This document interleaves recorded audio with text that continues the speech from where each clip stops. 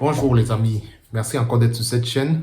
J'espère que tout le monde a passé un bon week-end et que voilà, la semaine a bien commencé pour tout le monde. Donc merci à toi si tu es nouveau, bienvenue sur ma chaîne. Moi c'est Yann Moxon. Sur cette chaîne j'essaie d'aborder les faits de société et aussi parfois les faits d'actualité. Je les analyse à ma manière sans mettre les organes, mais en mettant tout simplement de la raison et tout simplement parfois aussi un peu de logique. Donc c'est ce que je vais essayer de faire dans cette vidéo. Je vais essayer de prendre deux façons de penser bien différentes et à travers ma façon de raisonner, je vais essayer de voir à la fin quelle des deux parties gagnera un point. Donc prendre la manière de penser de Stella Kamga et notamment c'est la dernière actualité où elle avait dit que voilà, elle pense que pour peut-être la colonisation pourra aider l'Afrique à se développer. J'essaie de la paraphraser dans ce qu'elle a dit. Donc je pense que sa façon de penser c'était selon laquelle peut-être la colonisation peut aider l'Afrique à se recoloniser. Chose qui est très contraire dans la manière de penser peut-être d'une autre personne, c'est très populaire, à savoir Philippe Simon, qui lui pense que le développement de l'Afrique réside dans l'investissement. Donc, c'est-à-dire que quoi, il nous appartient à nous, notamment beaucoup plus ceux de la diaspora et peut-être aussi ceux qui sont déjà en Afrique, de miser le développement d'Afrique sur l'investissement, notamment peut-être à travers l'investissement pourrait être ici comme quoi les poulaillers ou alors la restauration parce que lui-même c'est dans ça dont il fait. Bref, c'est ce qu'il nous montre tous les jours. Donc, je pense que déjà on voit qu'il y a deux façons de penser très opposées.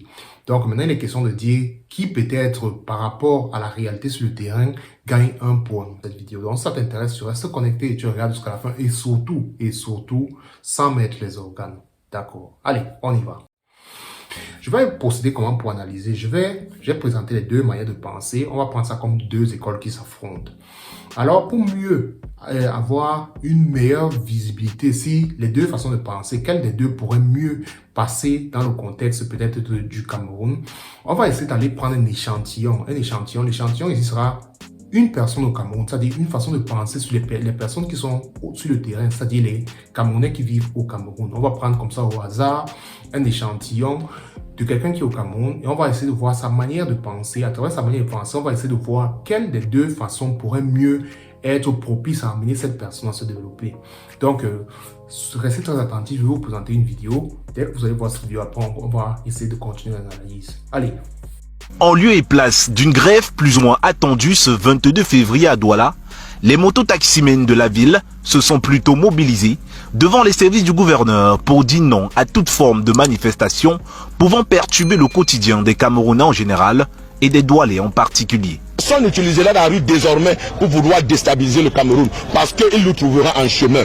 Ce sont également des remerciements adressés au président de la République et un bâton de commandement comme cadeau offert au chef de l'État par les mototaximènes de Douala. Que ceux qui veulent utiliser la rue pour déstabiliser le Cameroun comprennent qu'aujourd'hui la rue s'est levée et est venue remettre le bâton de commandement au président de la République comme étant ici le guide et le leader de la rue. Des remerciements qui vont se solder par une kyrielle de doléances. Et vous le savez, 90% des mototaxis sont en location aujourd'hui. Et nous savons que notre père est à l'écoute. C'est pour ça que nous avons soumis ce type de doléances auprès du chef de l'État. Que le chef de l'État, comme il a toujours fait pour les autres, qu'aujourd'hui le chef de l'État puisse accepter la même tendue des mototaxis. Ils ont dit merci à la plus haute hiérarchie. Ça veut dire quoi? Même si le problème n'a pas été totalement résolu, avec le merci adressé à la plus haute hiérarchie, ceux qui sont en bas seront contraints de faire ce que les chefs de l'État leur demandent. Donc les amis, j'espère que vous ne riez pas, vous êtes toujours concentrés. On va essayer de laisser les émotions à côté, on va faire une analyse. C'est-à-dire que la vidéo que vous venez voir, c'est une vidéo tout simplement de l'état d'esprit du Cameroun, actuellement encore, notamment dû au fait que actuellement au Cameroun, il y a des enseignants qui sont pas contents, qui sont alors mécontents de la manière dont ils sont traités et qui auraient décidé de gréver afin de faire entendre leur voix aux personnes acquis de droit pour pouvoir améliorer leurs conditions de travail. Et il s'avère alors que les mototaximans se sont monopolisés, notamment dans la ville de Douala, la deuxième ville du Cameroun, pour essayer de contrer cette grève des personnes du corps enseignant, pour leur dire qu'en grévant, ils veulent attaquer le pays et il faudrait qu'ils restent à leur place et qu'ils n'amènent pas une grève qui pourrait déstabiliser le pays. Donc, de prime abord, je vous ai présenté deux écoles. On a ici l'investissement au pays et on a ici la colonisation. Quelle des deux manières est plus propice à interpeller cette vidéo ou bien alors le monsieur dont je viens de vous montrer? C'est-à-dire que le monsieur en question, il est contre le fait que les enseignants grèvent. Il faut dire que lui, il est mototaximan et je pense que la plupart des mototaximans, donc on a vu, sont des parents d'enfants, c'est-à-dire qu'ils ont des enfants et ils envoient leurs enfants à l'école.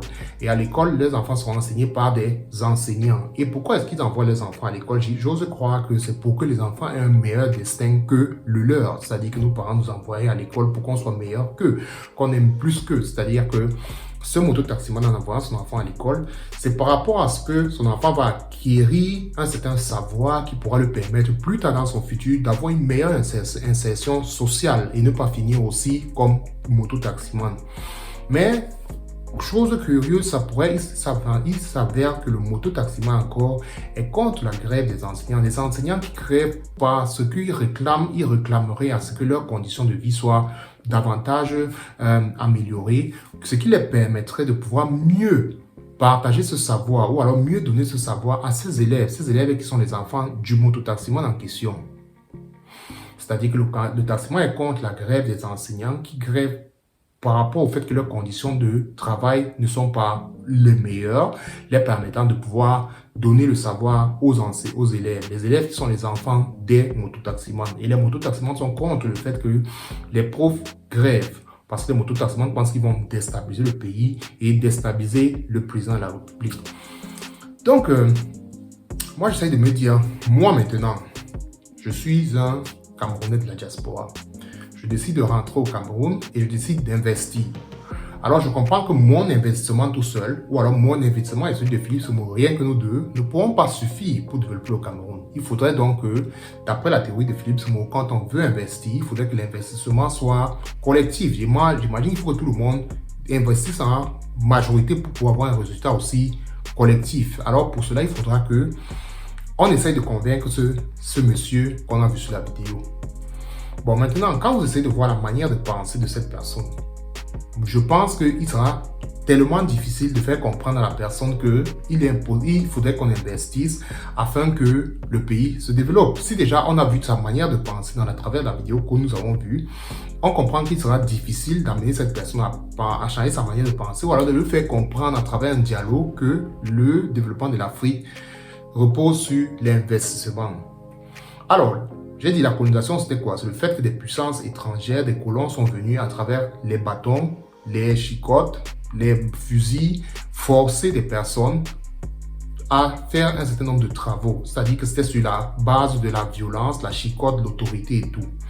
Par contre, on essaie de se dire maintenant que si, selon ce que Stella Kamga, il s'agirait aujourd'hui de venir parler à cet homme, ne pas seulement parler avec ce mototaximan, mais de venir plutôt parler avec une certaine chicotte qui va les obliger. Il ne sera pas capable, il ne sera pas ici une question de les apprendre que l'investissement peut-être va changer l'Afrique, mais de les amener tout de suite à faire cet investissement-là à travers la chicotte et l'obéissance, de les obliger à le faire.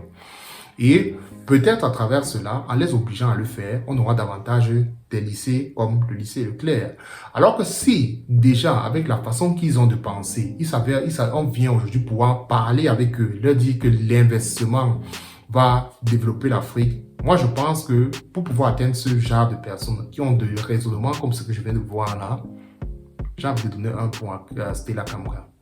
Parce que je me dis, comment est-ce qu'on peut faire comprendre à des personnes qui pensent comme ce que je viens de vous montrer là, pas, je sais pas moi, le dialogue ou bien la parole, que le développement, ou alors, oui, le développement de son enfant, même en question, passerait par un investissement.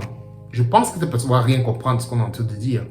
Peut-être, il sera plus probable d'amener cette personne à se développer à travers la colonisation. Je dis bien, moi je suis parti neutre, je ne suis ni pour Stella Kamga, je ne suis ni pour Philippe Semo. J'essaie juste de faire une certaine analyse à travers un échantillon. Et l'échantillon que j'ai fait, c'était la vidéo que je vous ai montrée. Je vois derrière des gens me dire non, pourquoi tu as choisi cette vidéo-là? Pourquoi tu as pas choisi un taximan? Non, pourquoi j'ai choisi un taximan ou bien un mototaximan? C'est parce que dans toute l'étendue du territoire au Cameroun, vous aurez des taximans. C'est vrai, on peut avoir des documentaires comme peut-être, il y a une autre youtubeuse camerounaise aussi, Crazy Sally, très connue, qui fera bientôt, j'imagine, un documentaire sur le Cameroun, comme elle a fait au préalable un documentaire sur le Sénégal, où elle a montré l'Afrique comme on ne vous montre pas. Beaucoup de belles images. Mais le véritable problème, c'est que généralement dans ce genre de documentaire, ça représente ne serait-ce que la moitié ou alors plus de la moitié du territoire dont il est question. J'aurais aussi pu choisir une vidéo, je sais pas moi. Vous allez me dire peut-être pourquoi il n'est pas plus des étudiants. Mais il s'avère que les étudiants généralement sont mototaximans. Ou alors après avoir eu des études supérieures, ils finissent mototaximans. J'ai choisi un mototaximan parce que le mototaximan, tu le retrouveras dans toute l'étendue du territoire et dans toutes les villes. Donc il est plus représentatif de prendre quelqu'un qui vous pouvez retrouver partout, plutôt que d'aller prendre une personne à Bastos ou alors une personne qui ne représente pas la moitié de la population et faire cette analyse sur lui. C'est pourquoi j'ai choisi la vidéo que je n'ai pas tournée moi-même, que j'ai retrouvée sur les réseaux sociaux, que j'ai retrouvée sur une chaîne, je dis la deuxième chaîne de télévision au Cameroun. Et à travers ça, j'ai plutôt tiré maintenant l'analyse que pour pouvoir parler à cette personne, des personnes que j'ai vues dans cette vidéo, vous pensez que c'est le fait de pouvoir investir au pays qui va pouvoir changer la mentalité de cette personne, ou alors vous pensez que c'est le fait de venir avec une chicotte, comme les colons sont venus, qui pourront faire ce que cette personne améliore un peu plus sa façon de vivre. C'est qu'on va appeler le développement. J'ai envie de donner un point à là. Quand elle dit que peut-être c'est pas la colonisation, parce que la colonisation ne viendra pas demander la vie de cette personne, mais va l'obliger à se développer. On va l'obliger à se développer. Mais le simple fait de venir peut-être en Afrique, de construire un poulailler, de faire un poulailler, ou alors de venir de faire un restaurant, est-ce que ça va vraiment changer la vie des personnes que j'ai vues là, sur cette vidéo-là? Bref, comme je dis, j'ai envie de donner un point assez là. Mais bon, si après avoir vu la vidéo, toi aussi tu commences à m'insulter que mais le gars c'est un aide de maison, le gars c'est un idiot dans sa façon, et quel est ce genre de vidéo? Je ne pense pas que tu es différent des personnes que j'ai vues sur la vidéo là. Par contre, si tu veux aussi élever l'esprit, tu peux tout simplement commencer par liker cette vidéo, par la partager et peut-être aussi de me dire ce que tu en penses. Parce que ça, c'est l'Afrique réelle que je vous ai montré, c'est-à-dire les mototaximans sont représentés dans presque tout l'étendue du territoire. Alors, comment atteindre ces personnes-là pour pouvoir les parler d'un développement qui pourra être plutôt quelque chose de propice à leur vie, à l'amélioration des conditions de leur vie? Quelle est la stratégie qu'on pourrait mettre sur pied pour parler à ces personnes afin qu'ils puissent améliorer leur vie, d'après déjà leur façon de penser? C'est-à-dire qu'un mototaximan qui est contre la grève d'un enseignant, alors que l'enseignant grève pour l'amélioration des conditions de vie des enseignants et l'amélioration des conditions de travail d'un enseignant qui pourra enseigner l'enfant des mototaximans. J'espère que vous avez mieux compris, vous avez bien compris la rhétorique. Donc à vous-même de me dire, parce que moi j'ai vu cette vidéo, j'ai eu envie de dire aux Camerounais, les Camerounais, ça me dépasse. Moi, le tout c'est, je suis plus dedans. C'était Yann Monceau.